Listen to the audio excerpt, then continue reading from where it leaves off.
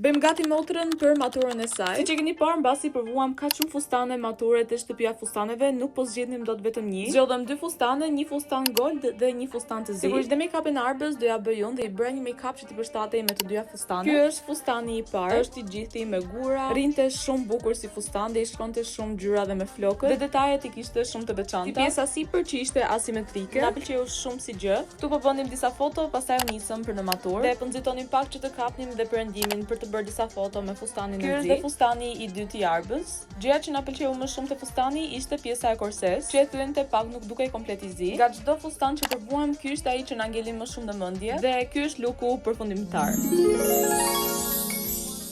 Shkoi çdo gjë shumë mirë dhe make-upi më pëlqeu shumë se si i doli. I bëra një make-up glowy te baza dhe doja që fokusi i tër make-upit të ishin çerpikët. Doja disa çerpik shumë dramatik, me që dhe fustani ishte i tillë. Më thënë në komente cila nga dy fustanet ju pëlqeu juve më shumë. Ky fustani i zi ishte i preferuari im.